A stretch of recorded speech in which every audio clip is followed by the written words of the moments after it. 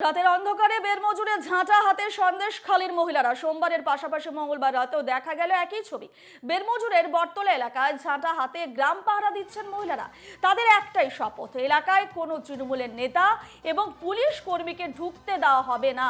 মহিলাদের অভিযোগ, রাতে দুষ্কৃতীরা এবং পুলিশ ঢুকে অত্যাচার চালাচ্ছে এলাকায়, তাই গ্রামের মহিলারা পালা করে সারা রাত পাহারা দিচ্ছে বেরমজুরের বটতলায়। সোমবার রাতেও ঠিক এরকমই ছবি ধরা পড়েছিল সন্দেশখালীর বেরমজুরে।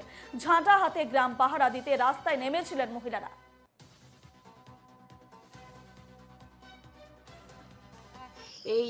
এইটা কালকের থেকে আমরা শপথ নিয়েছি, আমরা এখানে কোনো টিএমসি নেতাদেরকে ঢুকতে দেবো না।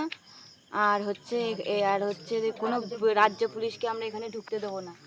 আর হচ্ছে ওরা আমাদের কোনো নিরাপত্তা দিতে পারছে না বলে আমরা নিজের হাতে তুলে নিয়েছি, নিজেদের নিয়ে করে নিয়েছি।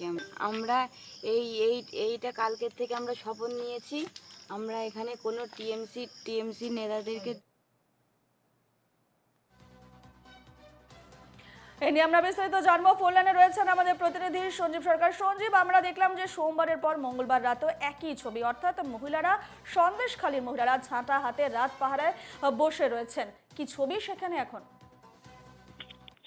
সকাল থেকে কিন্তু সন্ধ্যায় পড়বে, অর্থাৎ সন্ধ্যার পরে রাত নামতে কিন্তু এলাকাবাসী যেসব মহিলারা আছে তারা কিন্তু রাত পাহারা দিচ্ছে। অর্থাৎ তারা কিন্তু গ্রামের ভিতরে নিজেরা কিন্তু পাহারা করে তারা কিন্তু এই রাত পাহারা দিচ্ছেন। আর তার একটাই কারণ, এলাকায় যেসব তৃণমূল দুষ্কৃতীরা আছে রাতের অন্ধকারে তারা কিন্তু এলাকায় গিয়ে একদিকে তাণ্ডব চালাচ্ছে, পাশাপাশি পুলিশ প্রশাসনের পক্ষ থেকে এলাকার গিয়ে তারা কিন্তু সাধারণ মানুষ যেসব গ্রামবাসী আছে তাদের কিন্তু মারধর করছে, তাদের উপর কিন্তু অত্যাচার করছে, যাতে গ্রামে কোনো পুলিশ প্রশাসন না ঢুকতে পারে এবং পাশাপাশি যে তৃণমূলের আসলে দুষ্কৃতীরা তারা যাতে না প্রবেশ করতে পারে।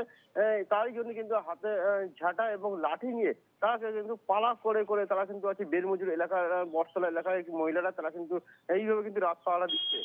এমনটা কিন্তু চিত্র সোমবারের পরে কিন্তু মঙ্গলবারও কিন্তু একই চিত্র কিন্তু দেখা গেছে। ধন্যবাদ সঞ্জীব, তুমি খবরে নজর রাখো।